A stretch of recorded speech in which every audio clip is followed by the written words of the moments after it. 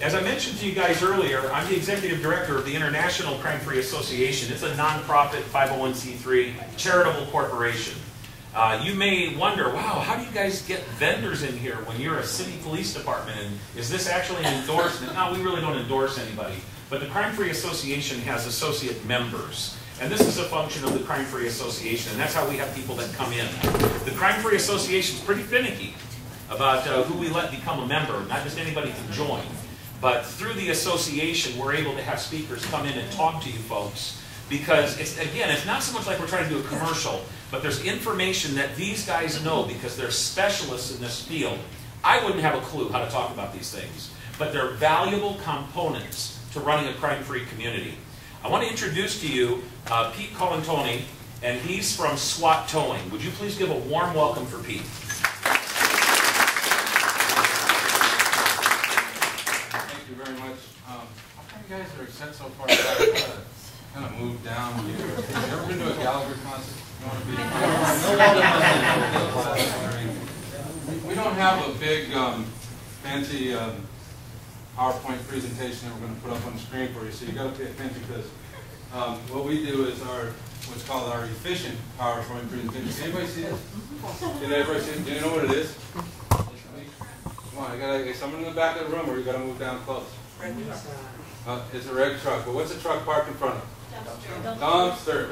What happens when someone comes in, a dumpster, say Waste Management, somebody else, and they see that car parked in front of the dumpster? First thing the guy does is, no problem, I'll get out, I'll push that car out of the way, and I'll empty the dumpster, right? No, he just drives on by. What happens a couple times after you don't empty that dumpster? You get a few of these guys. Right? Okay. They take up residence in your community. Okay? Name and bill. Okay? And they just start, and the one thing you're going to know is you can't do background checks on them, and they don't pay any rent. Okay? They just take up residency. So just a simple thing that you're going to see is a car in front of a dumpster and things like that on your community. I didn't know how to start out, but what my mom always told me is if you go out and you give people something, they probably won't throw fruit at you when you stand up in front of them. So I'm going to give everybody a book. It's a 2008 calendar, day planner, compliments of us. We're going to pass them around, going up and down, pass them around to everybody. And it's our gift, and you can't throw them at me. That's the whole prerequisite to it. You can't throw them at me if you get bored or you fall asleep. Okay, what good's a tire with no air in it?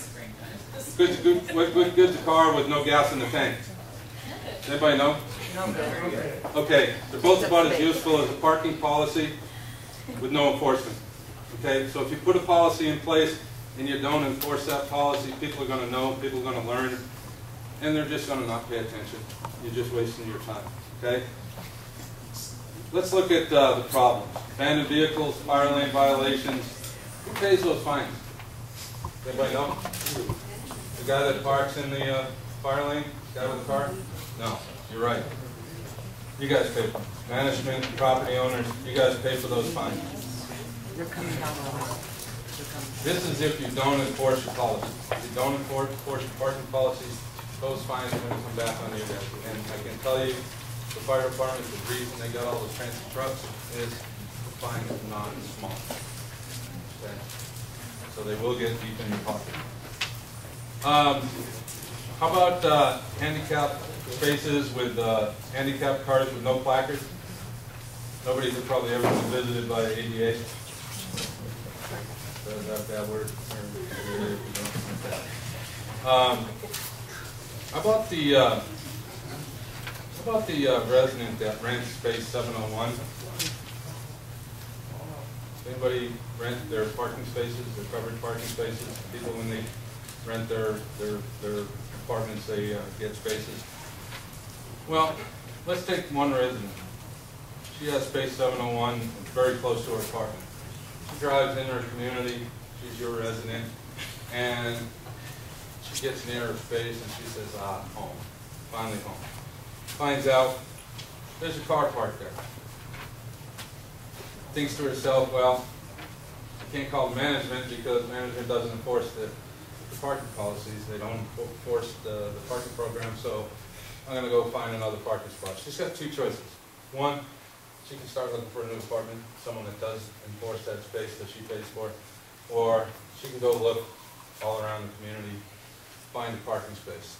So she does. She goes to the other side of the community, building HH12801, which is about 3.5 miles across the community. And she parks her car, she gets an empty space, and she starts walking across the community. Cold night air, picks up the groceries she bought, trudging through the community, and she's thinking, God, I can't believe I gotta walk this way. Raining, walks through, great, she comes to a place, maintenance guy, he's doing his job again, the floodlights are out, and this is dark, I'm gonna walk in there, I'm gonna step in the mud, I'm gonna ruin these new shoes, I just paid like $120 for them, and it's all gonna be his fault. I'm gonna talk to someone in the morning.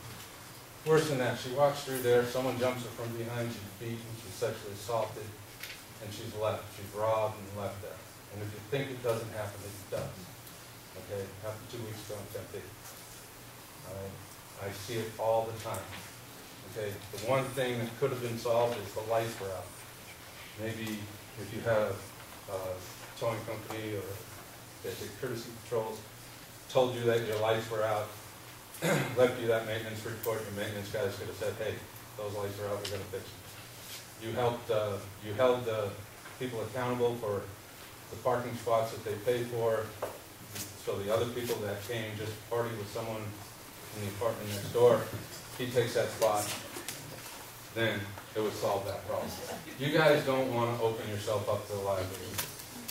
What happens, you leave a car in a parking lot, and nobody's probably ever seen this, car up on a jack because the guy had to get the flat fixed, and instead of putting a spare on the car, I'm just going to take it, and my buddy's going to drive me down the street, and he's going to get the tire fixed, and we're going to put it on. So, while it's sitting there on the jack, and you leave it there, and there's probably no kids that play in the parking lot, right? Play ball, or chasing their ball. What happens when that kid goes under the car for the ball, looking for the ball, and the car falls off the jack? You're going to deal with that liability as well, right? Okay. That word keeps popping up, liability. Had a wise old man tell me one time that picture's worth 1,000 words. I spent a day or two, this wasn't the only thing I spent getting a presentation ready, so I spent a day or two getting some photos together from you, for you, for this presentation, because like I said, I don't have a big screen to put it on, so you guys are going to have to squint, or else you're going to have to move down front here. What are some of the problems? Flat tire. Oh, flat tire. Oh, all the time, flat tire. Okay. Front broken into. How about wheels stolen off cars, so then they leave them there, and what happens is cars start getting broken into? They start breaking the windows, then they start having a field day on the car. This car, flat tires, abandoned, you can see where the sweeper's gone around it probably for a couple of months now. This is the main road, this Broadway Road out here. This is the front of this community. So the potential clients that come to be residents at your community, this is what they're going to see. No plates, great. I don't have to worry about keeping my car registered because they're going to store it for me for free. I don't have to go to the RV place down the street and pay for it. Should be backed up like the one above. Yeah, backing in. How about when I wreck my car? I don't need to branch the body shop. I can live in an apartment community. Okay?